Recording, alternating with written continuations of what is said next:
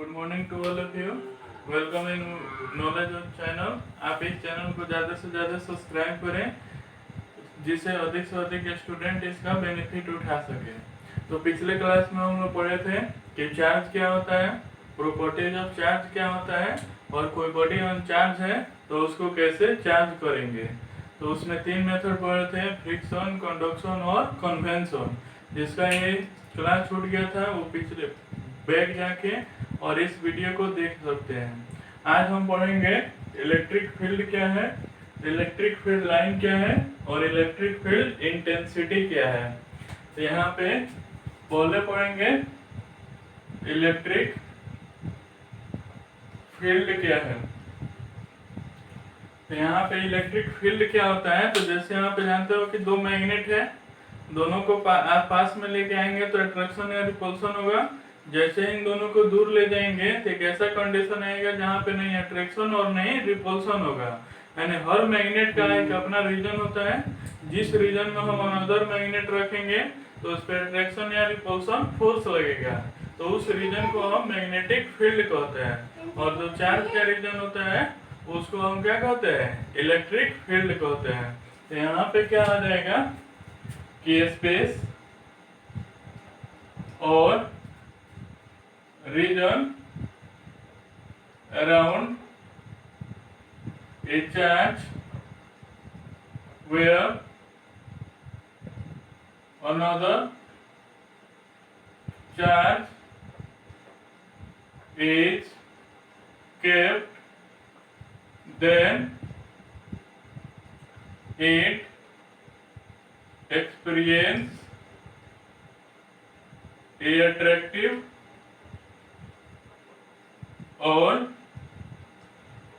repulsive force is known as electric field. तो उसको हम क्या कहते हैं, इलेक्ट्रिक फील्ड कहते हैं। यानी चार्ज के अराउंड वह रीजन जिसमें हम अनदर चार्ज रखने पर उस पर अट्रैक्शन या रिपल्सन फोर्स लगेगा, उस रीजन को हम क्या कहते हैं, इलेक्ट्रिक फील्ड। तो जैसे आप एक मैग्नेट को देख के नहीं बता सकते हो कि इसका मैग्नेटिक फील्ड कहाँ पे है, तो उसको हम क्या करते हैं, एजम्पशन करते हैं। यानी मान लेते हैं कि इसका मैग्नेटिक फील्ड इस रेंज में प्रेजेंट है। तो उसी तरह किसी चार्ज को देख के हम नहीं बता सकते हैं कि उसका इलेक्ट्रिक फील्ड कितना रेंज है। तो चार्ज के इलेक्ट्रिक फील्ड को रिप्रेजेंट करने के लिए हम क्या करते हैं, इलेक्ट्रिक फील्ड लाइन का यूज करते हैं। तो इलेक्ट्रिक फील्ड लाइन तुम्हारा क्या है, एजम्पशन है, इसलिए इसको इमेजिनरी मानते हैं। तो यहाँ पे क्या होगा, an imaginary line which represent electric field of a charge is known as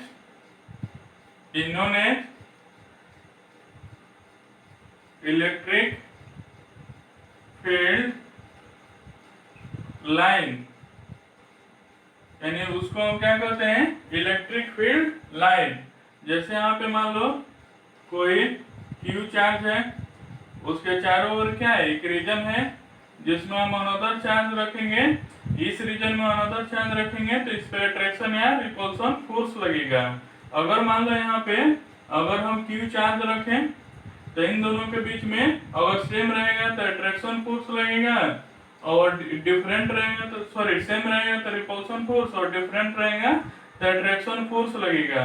तो उस कंडीशन में इलेक्ट्रिक फील्ड इंटेंसिटी क्या होता है, यानी यहाँ पे इलेक्ट्रिक फील्ड इंटेंसिटी। तो जैसे यहाँ पे कोई चार्ज है तो उसके चारों ओर क्या होगा, इलेक्ट्रिक फील्ड होगा। उस इलेक्ट्रिक फील्ड में जब कोई अनदर चार्ज को रखेंगे तो उस पे क्या होगा, फोर्स होगा। तो उस फोर्स के मैग्नीट्यूड और चार्ज के मैग्नीट्यूड का जो रेशियो होता है उसी को हम क्या कहते हैं, इलेक्ट्रिक फील्ड इंटेंसिटी। यानी ये क्या होगा कि the ratio of force exerted on charge and magnitude of charge is known as electric field intensity. यानी इसको हम क्या कहते हैं, इलेक्ट्रिक फील्ड इंटेंसिटी, और इसको ई से रिप्रेजेंट करते हैं। तो इसमें दो चार्ज है, किस चार्ज पे फोर्स के रेशियो को मानते हैं, तो उस कंडीशन में जो आउटर चार्ज है, यानी जो फील्ड वाला चार्ज है उसको नहीं, जो आउटर चार्ज है उसको रखते हैं। तो उस कंडीशन में यहाँ पे इलेक्ट्रिक फील्ड इंटेंसिटी यानी E इक्वल हो जाएगा force upon charge, it means F by Q हो जाएगा। तो उस कंडीशन में याद रखना कि E इक्वल टू क्या आ जाएगा, F बाई Q। अगर इसका SI यूनिट पूछता है तो F का क्या आता है, न्यूटन, और चार्ज का कूलम, तो इसलिए न्यूटन पर कूलम। और ये कौन सा क्वांटिटी होता है, तो वेक्टर क्वांटिटी होता है। तो उस कंडीशन में याद रखना कि इलेक्ट्रिक फील्ड क्या होता है, तो किसी चार्ज के चारों ओर का वन रीजन जिस पे अनदर चार्ज रखने पे उस पे अट्रैक्शन या रिपल्शन फोर्स आगे, उस रीजन को हम इलेक्ट्रिक फील्ड कहते हैं। और इलेक्ट्रिक फील्ड को रिप्रेजेंट करने के लिए जिस इमेजिनरी लाइन की यूज करते हैं उसको हम इलेक्ट्रिक फील्ड लाइन कहते हैं। और उस इलेक्ट्रिक फील्ड में किसी चार्ज पे जो फोर्स लगता है उस फोर्स और चार्ज के मैग्नीट्यूड का जो रेशियो होता है उसको हम इलेक्ट्रिक फील्ड इंटेंसिटी कहते हैं। अब यहाँ पे पढ़ेंगे property of electric field line, यानी इलेक्ट्रिक फील्ड लाइन का प्रॉपर्टी क्या है। तो यहाँ पे फर्स्ट नंबर में याद रखना कि जैसे पॉजिटिव चार्ज और एक क्या होता है, निगेटिव चार्ज। तो निगेटिव का मतलब याद रखना है निकलना। तो निगेटिव चार्ज से जो इलेक्ट्रिक फील्ड लाइन होगा वो बाहर की ओर निकलेगा, और यहाँ पे पॉजिटिव चार्ज में जो इलेक्ट्रिक फील्ड लाइन होगा वो अंदर की ओर इंटर करेगा। इसको ऐसे याद रखना, यानी पॉजिटिव चार्ज में तुम्हारा इलेक्ट्रिक फील्ड लाइन अंदर की ओर एंटर करेगा और नेगेटिव चार्ज में तुम्हारा क्या होगा, बाहर की ओर निकलेगा। Second condition at the core of electric field line A tangent is drawn that represent direction of electric field at that point। It means अगर कोई ये कर्व है इलेक्ट्रिक फील्ड लाइन का, यानी curve of electric field line, और यहाँ पे हम क्या कर दिए, एक टेंजेंट को ड्रॉ कर दिए। तो इस पॉइंट पे जो इलेक्ट्रिक फील्ड क्या है, वेक्टर क्वांटिटी है, तो मैग्नीट्यूड इससे निकलेगा, डायरेक्शन चाहिए ना। तो इस पॉइंट पे जो टेंजेंट खींचेंगे वो किसको रिप्रेजेंट करेगा, तो डायरेक्शन ऑफ इलेक्ट्रिक फील्ड को। उसके बाद थर्ड प्रॉपर्टी इंपोर्टेंट है, इसी प्रॉपर्टी से रिलेटेड है कि two electric field line never intersect to each other। यानी दो इलेक्ट्रिक फील्ड लाइन है, एक ये है और एक ये है, यानी इलेक्ट्रिक फील्ड लाइन 1 और इलेक्ट्रिक फील्ड लाइन 2, तो दोनों एक दूसरे को कभी नहीं कैंसिल करता है। इसका रीजन क्या है, तो इस पॉइंट से एक इस टेंजेंट पे टेंजेंट हो जाएगा और एक इस कर्व पे टेंजेंट हो जाएगा, यानी दो टेंजेंट के साथ सकता है और दोनों क्या होगा, two direction of electric field को रिप्रेजेंट करेगा। और एक पॉइंट पे किसी बॉडी का क्या होता है, एक ही डायरेक्शन होता है, दो डायरेक्शन क्या है, पॉसिबल नहीं है। इसलिए two electric field line never intersect to each other. उसके बाद 4 नंबर में आता है कि अगर इलेक्ट्रिक फील्ड लाइन अगर पैरेलल एंड यूनिफॉर्म है यानी इक्विडिस्टेंट है तो किसको, पैरेलल एंड इक्विडिस्टेंट है तो किसको रिप्रेजेंट करेगा, यूनिफॉर्म इलेक्ट्रिक फील्ड को। इट मींस अगर बहुत सारे इलेक्ट्रिक फील्ड लाइन है सब एक दूसरे के क्या है, पैरेलल एंड इक्विडिस्टेंट यानी इक्वल डिस्टेंस पे है तो रिप्रेजेंट करेगा uniform electric field. It means इस रीजन में हम कहीं भी इलेक्ट्रिक फील्ड निकालेंगे तो उसका वैल्यू हमेशा क्या रहेगा, फिक्स रहेगा यानी चेंज नहीं होगा। इसका अपोजिट होता है कि दो इलेक्ट्रिक फील्ड लाइन है जो क्या है, non parallel and non equidistant है तो वो किसको रिप्रेजेंट करेगा, नॉन यूनिफॉर्म इलेक्ट्रिक फील्ड को। और उसके बाद फिफ्थ प्रॉपर्टी में कि अगर यहाँ पे अगर इलेक्ट्रिक फील्ड लाइन काफी क्लोजली पैक्ड रहेगा यानी काफी नजदीक नजदीक रहेगा तो ये किसको रिप्रेजेंट करेगा, स्ट्रॉन्ग इलेक्ट्रिक फील्ड को। यानी यहाँ पे जो पावर होगा इलेक्ट्रिक फील्ड का वो अधिक होगा। और यहाँ पे 6 नंबर में अगर इलेक्ट्रिक फील्ड लाइन है जो फार टू ईच अदर है यानी थोड़ा दूर दूर है तो किसको रिप्रेजेंट करेगा, वीक इलेक्ट्रिक फील्ड को। दिया गया। तो यहाँ पे हम नेक्स्ट पढ़ेंगे कि अभी जान गए कि इलेक्ट्रिक फील्ड क्या होता है, इलेक्ट्रिक फील्ड लाइन क्या होता है, उसका प्रॉपर्टीज क्या होता है और इलेक्ट्रिक फील्ड इंटेंसिटी क्या होता है। अब आगे जानेंगे कि इलेक्ट्रिक पोटेंशियल क्या होता है और पोटेंशियल डिफरेंस क्या होता है। तो नेक्स्ट टॉपिक है इलेक्ट्रिक पोटेंशियल।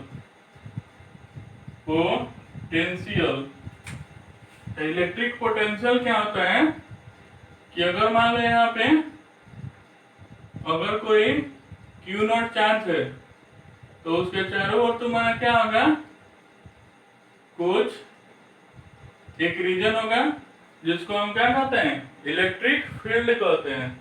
इस रीजन में जब कोई पॉजिटिव चार्ज है इसको अगर इस रीजन में लाना है तो कुछ ना कुछ वर्क करना पड़ेगा क्योंकि इसके बीच में क्या होगा, अट्रैक्शन और रिपल्शन फोर्स होगा। तो उस फोर्स को ब्रेक करके ही तो हम अंदर इसको एंटर कराएंगे। तो उस कंडीशन में इस चार्ज को यहाँ से यहाँ तक लाने में क्या होगा, कुछ ना कुछ वर्क होगा।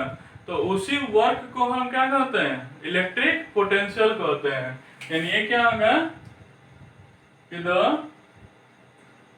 Amount of work done which carry a unit positive charge, from infinite to that point is known as electric potential, जिसको हम क्या कहते हैं, इलेक्ट्रिक पोटेंशियल कहते हैं। अब यहाँ पे अब याद रखना कि किस पॉइंट तक लाने में, तो अगर यहाँ पे मान लो कोई पॉइंट है और उसका यहाँ से यहाँ तो क्या डिस्टेंस r है। तो इनफाइनाइट से r डिस्टेंस तक लाने में जो वर्क डन होता है उसी को हम क्या कहते हैं, इलेक्ट्रिक पोटेंशियल कहते हैं। ये तो जनरली सीनियर क्लास में इसको पूरा वेल डिफाइन में पढ़ना है। अभी केवल यहाँ पे यह याद रखना कि इनफाइनाइट से अगर कोई पॉइंट है वहां तक लाने में जितना वर्क डन होता है उसी को हम क्या कहते हैं, इलेक्ट्रिक पोटेंशियल कहते हैं। तो उस कंडीशन में electric potential equal work done by charge. तो इलेक्ट्रिक पोटेंशियल को V से रिप्रेजेंट करते हैं, वर्क डन को W से और चार्ज को Q से। तो V इक्वल टू क्या आ जाएगा, W बाई Q हो जाएगा। अगर इसका SI यूनिट पूछता है तो उस कंडीशन में वर्क का क्या होता है, जूल, चार्ज का क्या होता है, कूलम, तो जूल पर कूलम, और इसी को हम क्या कहते हैं, वोल्ट भी कहते हैं, जिसको कैपिटल V से रिप्रेजेंट करते हैं। तो SI unit of electric potential क्या होगा, वोल्ट हो जाएगा। और ये तुम्हारा स्केलर है कि वेक्टर है, तो वर्क क्या होता है, स्केलर क्वांटिटी, तो इसलिए ये भी तुम्हारा क्या होता है, स्केलर क्वांटिटी होता है। अब यहाँ पे है तो याद रखना नोट में, या आगे उसको बताएंगे। अब यहाँ पे है इसी से रिलेटेड पोटेंशियल डिफरेंस। तो पोटेंशियल डिफरेंस क्या होता है कि अगर कोई चार्ज है तो उसके चारों ओर क्या होगा, एक रीजन होगा, जिस रीजन को हम क्या कहेंगे, इलेक्ट्रिक फील्ड कहेंगे। अगर यहाँ पे कोई अनदर चार्ज को इसके एक ए पॉइंट है इसी रीजन में और एक बी पॉइंट है, तो यहाँ इस चार्ज को अगर यहाँ पे लाएंगे तो यहाँ का पोटेंशियल V है, इस चार्ज को यहाँ पे लाएंगे तो यहाँ का पोटेंशियल VB। तो उस कंडीशन में इन दोनों के पोटेंशियल का जो डिफरेंस होता है उसी को हम क्या कहते हैं, पोटेंशियल डिफरेंस। यानी ये क्या होगा कि the difference between potential of two point which present in electric field is known as potential difference. For example, तो यहाँ पे VAB यानी VAB का निकालना है, यानी ए से बी तक आ रहे हैं तो फाइनल में से इनिशियल को माइनस करते हैं, तो यहाँ पे VB माइनस VA हो जाएगा, यानी B के पोटेंशियल में से ए को माइनस करेंगे। अगर VBA रहेगा यानी B से A तक जा रहे हैं तो ये क्या होगा, VA माइनस VB हो जाएगा। यानी हमेशा फाइनल में से इनिशियल को माइनस करना है। जैसे इस पे न्यूमेरिकल कैसे आएगा कि जैसे find the work done when 10 coulomb charge is carry from 210 volt to 250 volt. यानी यहाँ पे क्या है कि 10 कूलम चार्ज को अगर 210 वोल्ट से 250 कूलम वोल्ट तक ले जाएंगे तो कितना वर्क डन होगा। तो इसको कैसे, तो पहले गिवन है वो लिख लेना। तो Q इक्वल टू क्या है, 10 कूलम है, और V यहाँ पे क्या है, 210 से 250 लेके जाना है, तो पोटेंशियल डिफरेंस क्या होगा, तो 250 माइनस 210 यानी क्या आ जाएगा, 40 वोल्ट।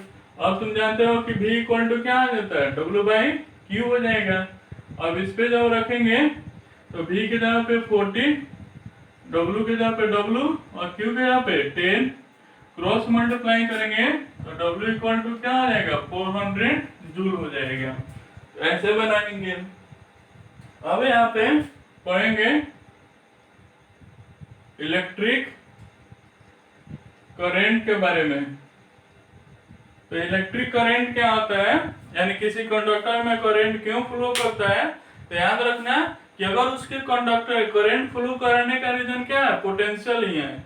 अगर उस कंडक्टर के पास अगर दोनों एंड पे अगर पोटेंशियल डिफरेंस क्रिएट होगा तो उस कंडीशन में करंट फ्लो होगा। लेकिन अगर पोटेंशियल वहां पे दोनों का अगर इक्वल हो जाए तो उस कंडीशन में करंट फ्लो नहीं होता है। तो ये क्या होता है कि जैसे जब यहाँ पे करंट का डिस्कवर हुआ था तो उस समय चार्ज दो टाइप का था, एक पॉजिटिव और एक निगेटिव। लेकिन उस समय निगेटिव चार्ज को डिस्कवर नहीं किया गया था। यानी इसको सिंपली जानना कि the flow of electric charge per unit time through a conductor is known as electric current and is known as electric current। तो यहाँ पे इलेक्ट्रिक करंट इक्वल हो जाएगा चार्ज बाय टाइम। तो यहाँ पे इलेक्ट्रिक करंट को I से रिप्रेजेंट करते हैं, तो ये हो जाएगा Q बाई टी। और Q क्या होता है, Ne के इक्वल होता है, पहले जानते हैं। तो Na बाई टी, यानी I equal to Q by t भी हो सकता है और Na बाई टी भी हो सकता है। अगर यहाँ पे इसका SI यूनिट है तो SI यूनिट इसका कूलम पर सेकेंड होता है, जिसको हम एम्पियर भी कहते हैं और इसको कैपिटल A से रिप्रेजेंट करते हैं। और ये स्केलरिटी वेक्टर है, तो याद रखना कि वो ना स्केलर है ना ही वेक्टर है, वो टेंसर क्वांटिटी होता है, जो आगे सीनियर क्लास में पढ़ना है। क्योंकि यहाँ पे करंट के पास तुम्हारा क्या होता है, मैग्नीट्यूड भी होता है, यानी 5 एम्पियर करंट होता है। और जानते हो कि आगे बता रहे हैं कि करंट का जो डायरेक्शन होता है opposite of flow of electron के, यानी इलेक्ट्रॉन के ऑपोजिट डायरेक्शन में करंट का डायरेक्शन होता है। तो उसके बाद डायरेक्शन भी है, तो मैग्नीट्यूड और डायरेक्शन दोनों है तो वेक्टर है। लेकिन वो वेक्टर क्यों नहीं है, तो ट्रायंगल लॉ ऑफ वेक्टर को फॉलो नहीं करता है, तो इसलिए वो नहीं स्केलर है नहीं वेक्टर है, वो टेंसर क्वांटिटी है। लेकिन अभी जो जानेंगे वो उसको स्केलर भी मानेंगे, यानी ये तुम्हारा स्केलर क्वांटिटी है। अब यहाँ पे इसका अदर यूनिट देखेंगे। अदर यूनिट तो बताए थे कि जैसे 1 मिली एम्पियर रहेगा तो 10 का पावर -3 एम्पियर हो जाएगा। 1 माइक्रो एम्पियर रहेगा तो 10 का पावर -6 एम्पियर हो जाएगा। अगर 1 नैनो एम्पियर रहेगा तो 10 का पावर -9 एम्पियर हो जाएगा। इस न्यूमेरिकल को सॉल्व करने में आएगा। अब यहाँ पे आता है कि जैसे यहाँ पे डिफाइन 1 एम्पियर, यानी 1 एम्पियर को डिफाइन करें। तो जैसे यहाँ पे जानते हो कि I इक्वल टू क्या होता है, Q बाई टी। तो Q क्या होगा कि 1 एम्पियर कब होगा, जब 1 कूलम 1 सेकेंड होगा, तब ना यहाँ पे 1 एम्पियर आएगा। तो याद रखना कि when 1 coulomb charge is flow through a wire in 1 second, यानी अगर 1 कूलम चार्ज किसी वायर से एक सेकेंड तक फ्लो होता है तो उसमें करंट कितना फ्लो होगा, 1 एम्पियर होगा। और उस कंडीशन में याद रखना नोट में कि electric current is measured by an instrument ammeter, यानी इलेक्ट्रिक करंट को हम एमीटर से मेजर करते हैं। और एमीटर को कैसे रिप्रेजेंट करते हैं, तो ऐसे होता है, यहाँ पे प्लस और यहाँ पे माइनस, यानी एमीटर एक इंस्ट्रूमेंट होता है जो किसी वायर में मैग्नीट्यूड ऑफ इलेक्ट्रिक करंट को मेजर करता है। तो जैसे यहाँ पे अगर मान लो सर्किट में पूछता है कि इसका कनेक्शन कैसे होता है, प्लस और ये माइनस है, और यहाँ पे अगर कोई सेल या बैटरी है तो याद रखना कि प्लस वाला प्लस से कनेक्ट होता है और माइनस वाला माइनस से कनेक्ट होता है। ये एक नंबर में पूछता है। तो ये आ जाएगा इलेक्ट्रिक करंट क्या है, उसको कैसे मेजर करते हैं। अब यहाँ पे हम जानेंगे कि अगर कोई कंडक्टर है तो उसमें इलेक्ट्रिक करंट फ्लो क्यों करता है। तो उस कंडीशन में यानी reason for electric current flow through a conductor. तो यहाँ पे जानते हो कि उस कंडक्टर के दोनों एंड पे पोटेंशियल डिफरेंस होता है, जिसके कारण इलेक्ट्रिक करंट फ्लो होता है। अगर पोटेंशियल डिफरेंस नहीं होता है तो इलेक्ट्रिक करंट फ्लो नहीं करता है। तो यहाँ पे याद रखना कि for continuous flow of electric current, for continuous flow of electric current, potential difference between two end of a conductor is maintained by cell और बैटरी। यानी यहाँ पे अगर किसी कंडक्टर से लगातार करंट फ्लो हो रहा है तो उसको पोटेंशियल डिफरेंस को मेंटेन करने का काम कौन करता है, तो सेल और बैटरी करता है। तो पूछता है कि which two device which used to maintain potential difference between two point। तो यहाँ पे क्या याद रखना, सेल एंड बैटरी याद रखना। उसके बाद डायरेक्शन ऑफ इलेक्ट्रिक करंट क्या होता है, तो यहाँ पे याद रखना कि फर्स्ट केस में यानी फर्स्ट केस में अगर कोई कंडक्टर है तो इलेक्ट्रिक करंट किसके कारण फ्लो होता है, तो फ्री नंबर ऑफ इलेक्ट्रॉन के कारण। तो अगर कोई कंडक्टर है इसे कोई बैटरी या सेल नहीं जोड़ा गया है तो इसमें जो इलेक्ट्रॉन होता है वो रेंडमली मूव करता है, यानी ये कोई यूनिक डायरेक्शन में नहीं रहता है। इसका सभी का डायरेक्शन क्या होता है, अलग अलग रहता है। लेकिन इन सेकेंड केस जब इसी कंडक्टर को हम क्या करते हैं, इसी कंडक्टर को हम क्या करते हैं, सेल या बैटरी से कनेक्ट कर देते हैं। तो उस कंडीशन में क्या होता है कि जो इलेक्ट्रॉन होता है वो यूनिडायरेक्शनल होता है, यानी किसी एक डायरेक्शन में रोटेट हो जाता है। तो उस कंडीशन में ये जो होता है यूनिडायरेक्शनल हो जाता है, यानी इस डायरेक्शन में सब मूव करने लगता है, इस डायरेक्शन में मूव करने लगता है। तो उस कंडीशन में जो सेल या बैटरी है जब उसको कनेक्ट करेंगे तो इसी डायरेक्शन में क्यों मूव करेगा, तो यहाँ पे जान रहे हो कि यहाँ पे क्या आ रहा है, नेगेटिव चार्ज जा रहा है, और इलेक्ट्रॉन के पास भी क्या होता है, नेगेटिव चार्ज होगा।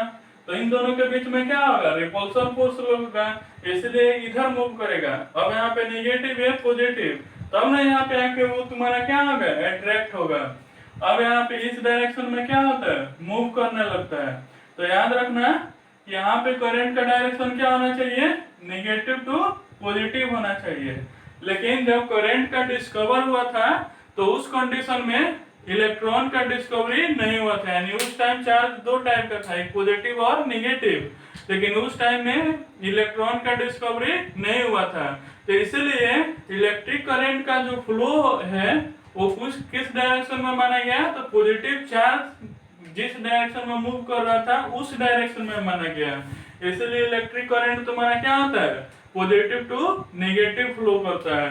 यानी यहाँ पे क्या है, at that time electron was not invented, so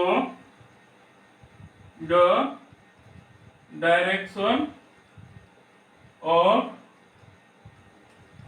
electric current is assume the direction of positive charge movement, यानी जिधर पॉजिटिव चार्ज मूव कर रहा था उस डायरेक्शन में माना गया। तो hence the direction of electric current is positive to negative terminal at outside and negative to positive terminal at inside of a conductor। यानी आउटसाइड में पॉजिटिव टू नेगेटिव होता है और इनसाइड में नेगेटिव टू पॉजिटिव होता है। It means अगर यहाँ पे ये कोई सेल है, inside positive to negative at inside of a cell या बैटरी, तो उस कंडीशन में कि जैसे यहाँ पे अगर ये है तो यहाँ पे प्लस है, यहाँ पे माइनस है, इसे कोई वायर कनेक्ट करेंगे तो ऐसे पॉजिटिव टू नेगेटिव में जाएगा, लेकिन तो ये आउटसाइड में है, लेकिन ये तुम्हारा क्या होगा, कंटिन्यूअस में होता है। अब इन साइड में क्या होगा, नेगेटिव टू पॉजिटिव होगा तब ना ऐसे आएगा। तो इसलिए याद रखना कि बैटरी या सेल के आउटसाइड में करंट का डायरेक्शन पॉजिटिव टू नेगेटिव है, higher potential to lower potential होता है, लेकिन इन साइड में क्या होता है कि lower potential to higher potential होता है। और उसके बाद द याद रखना कि direction of electric current is opposite to direction of electron. जैसे यहाँ पे इलेक्ट्रॉन कैसे मूव कर रहा था, निगेटिव टू पॉजिटिव, लेकिन करंट किधर से जा रहा है, पॉजिटिव टू नेगेटिव, तो इसलिए डायरेक्शन ऑफ इलेक्ट्रिक करंट हमेशा डायरेक्शन ऑफ इलेक्ट्रॉन का क्या होता है, अपोजिट होता है। अब इसमें जैसे एक क्वेश्चन न्यूमेरिकल देख लो कि 1 ampere current is flow through a wire in 1 second, then find the number of electron। तो उस कंडीशन में क्या है कि I इक्वल टू जानते हो कि Q बाई टी, तो हमको चार्ज से कोई मतलब नहीं है, इलेक्ट्रॉन के नंबर से मतलब है। तो Q इक्वल टू क्या आता है, Ne बाई टी। तो I का वैल्यू क्या दिया है 1 एम्पियर, N निकालना है, E का वैल्यू 1.6 इंटू 10 का पावर माइनस 19 जानते हो, 1.6 इंटू 10 के पावर माइनस 19 कूलम, और यहाँ पे T का वैल्यू है 1 सेकेंड। तो उस कंडीशन में जब N का वैल्यू निकालोगे तो 6.25 इंटू 10 के पावर 18 इलेक्ट्रॉन आ जाएगा। यानी याद रखना कि अगर किसी वायर से अगर 1 एम्पियर करंट 1 सेकेंड तक फ्लो हो रहा है तो कितना इलेक्ट्रॉन फ्लो होगा, तो इतना इलेक्ट्रॉन फ्लो होगा। उसके बाद नोट में याद रखना, वो पीछे छूट गया था कि जैसे यहाँ पे अगर आता है कि डिफाइन 1 वोल्ट, तो उसको भी ऐसे ही डिफाइन करेंगे कि V इक्वल टू क्या होता है W बाई Q।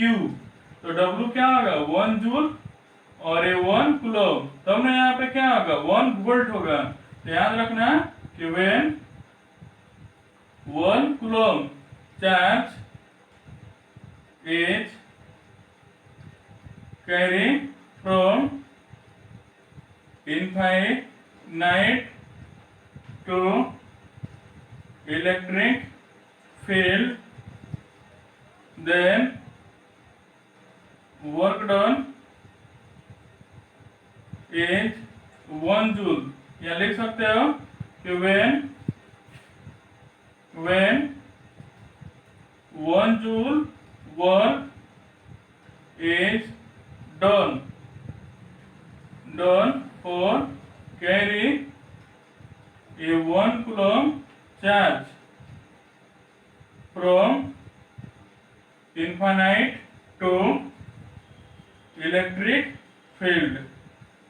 यानी इनफाइनाइट से इलेक्ट्रिक फील्ड में एक कूलम चार्ज को ले जाने में अगर 1 जूल वर्क होता है तो उसको हम क्या कहेंगे इलेक्ट्रिक पोटेंशियल। और सेकेंड नंबर याद रखना इलेक्ट्रिक पोटेंशियल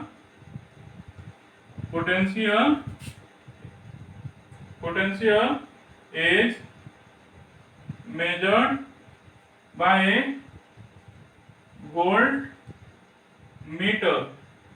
और वोल्ट मीटर को ऐसे ही रिप्रेजेंट करते हैं ये प्लस और ये माइनस। तो ये वोल्ट मीटर हो गया प्लस माइनस।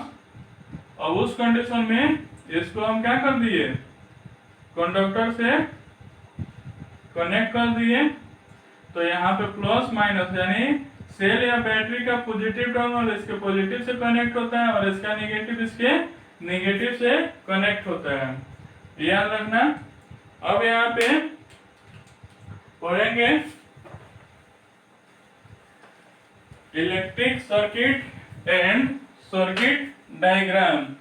यानी अब यहाँ पे पढ़ेंगे इलेक्ट्रिक सर्किट या सर्किट डायग्राम।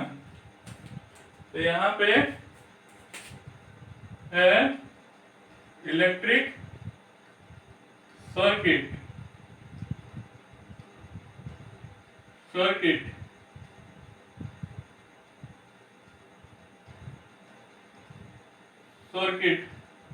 तो electric circuit and circuit diagram. तो इलेक्ट्रिक सर्किट क्या होता है तो दो continuous flow of current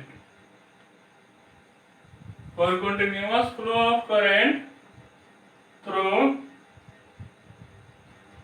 a conductor many electrical device, for example battery, wire switch etc are used। that device is known as electric circuit. यानी किसी conductor से लगातार करंट को फ्लो कराने के लिए हम क्या करते हैं बैटरी का, वायर का, स्विच का, रेजिस्टेंस का यूज करते हैं। तो इसी को हम क्या कहते हैं इलेक्ट्रिक सर्किट कहते हैं। अब यहाँ पे है electric circuit and circuit diagram. तो इलेक्ट्रिक सर्किट में फर्स्ट नंबर में जैसे वायर है तो वायर को सिंपली ऐसे रिप्रेजेंट करते हैं। सेकेंड में क्रॉसिंग वायर है। क्रॉसिंग वायर दो टाइप का होता है, एक होता है कनेक्टिंग और एक होता है नॉन कनेक्टिंग। जैसे किसी फंक्शन में देखते हो कि जो जनरेटर होता है तो एक ही वायर से बहुत सारा वायर को कनेक्ट करके ले जाया जाता है। तो उस कंडीशन में कनेक्टिंग वायर को कैसे रिप्रेजेंट करते हैं तो यहाँ पे बीच में डॉट रहता है और नॉन कनेक्टिंग कैसे रहेगा, तो बीच में डॉट नहीं रहेगा। उसके बाद थर्ड नंबर में अगर सेल है तो सेल को सिंपली ये पॉजिटिव और निगेटिव। फोर्थ नंबर में बैटरी है, तो बैटरी का यूज कैसे, तो कॉम्बिनेशन ऑफ सेल होता है। तो अगर मान लो ये पॉजिटिव है तो निगेटिव आना चाहिए, और ये पॉजिटिव है तो इधर निगेटिव आना चाहिए। तो ये तुम्हारा क्या आ जाएगा, बैटरी हो गया। उसके बाद 5 नंबर में अगर इलेक्ट्रिक बल्ब है तो इसको ऐसे रिप्रेजेंट करते हैं। उस कंडीशन में 6 नंबर में अगर स्विच है, तो स्विच है तो ये दो टाइप का होता है, एक होता है ओपन और एक होता है क्लोज। तो ओपन को कैसे रिप्रेजेंट करेंगे, तो ऐसे, यानी ये दोनों एक दूसरे से सटा नहीं रहेगा, या इसको सिंपली ऐसे भी, यानी बीच में डॉट नहीं रहेगा।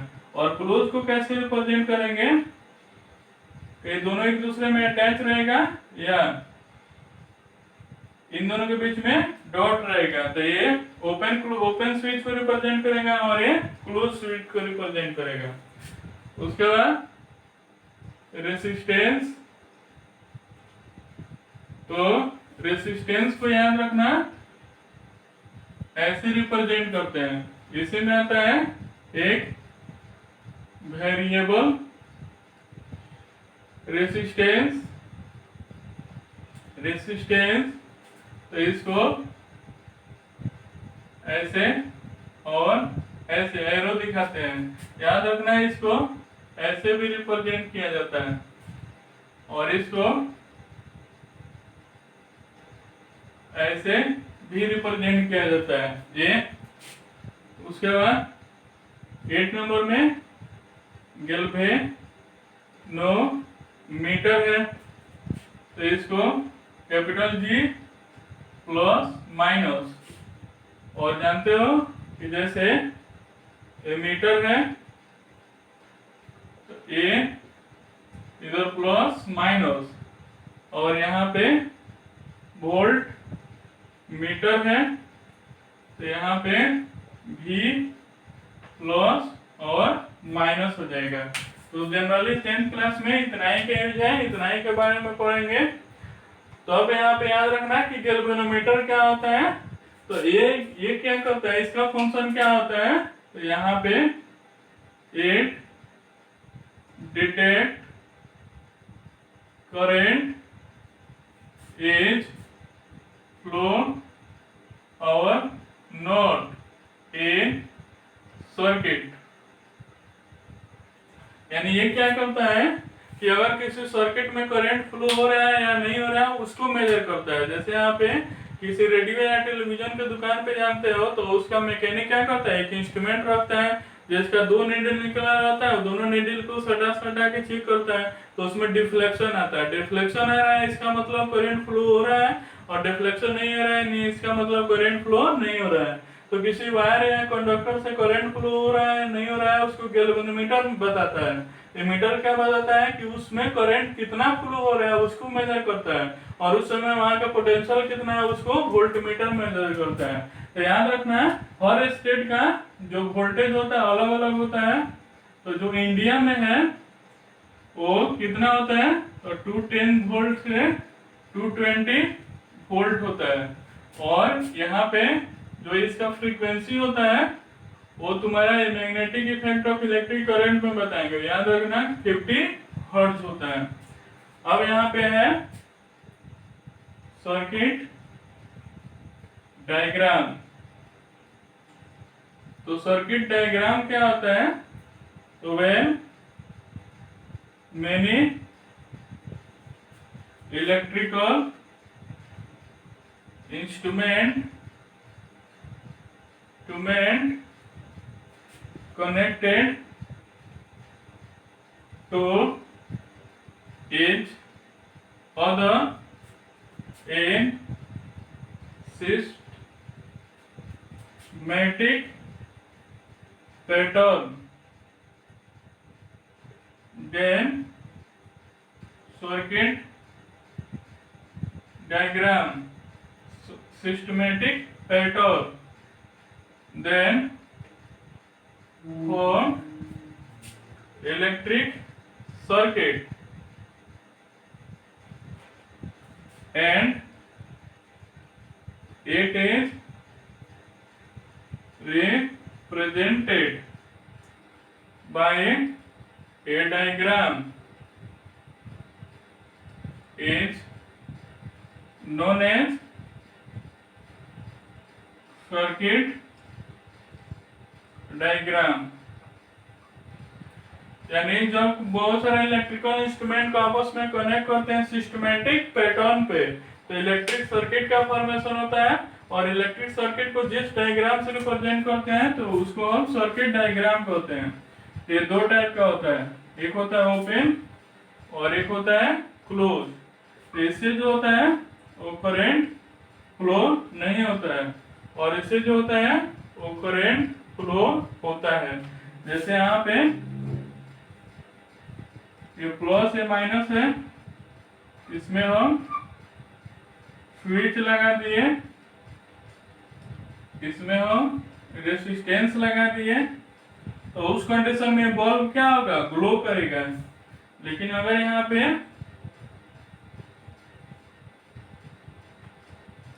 ये प्लस या माइनस है,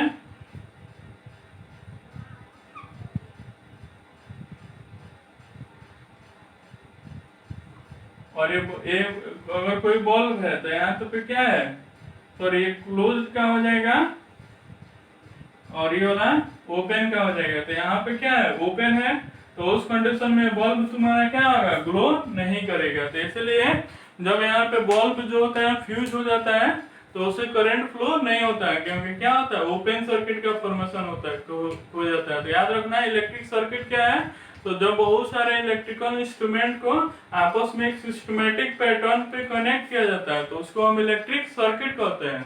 और जब यहाँ पे इस सर्किट को किसी डायग्राम से रिप्रेजेंट करते हैं तो उस डायग्राम को हम क्या कहते हैं, सर्किट डायग्राम। तो सर्किट डायग्राम दो होता है, एक ओपन और एक क्लोज।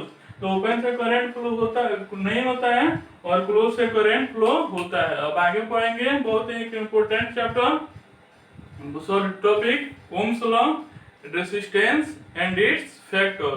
तो नेक्स्ट क्लास में होगा, आज के क्लास में बस इतना ही है। तो आप घर पे जाएंगे, घर पे कोई भी साइड बुक रहेगा उसमें क्या कर लेना, electric field line, electric field intensity, उसके बाद पोटेंशियल डिफरेंस और इलेक्ट्रिक करंट, इतना अपने से सेल्फ स्टडी करना। इससे जो न्यूमेरिकल सॉल्व रिलेटेड होगा उसको सॉल्व करना। आई होप ये सॉल्व हो जाएगा। इतना देर वीडियो देखने के लिए थैंक्स।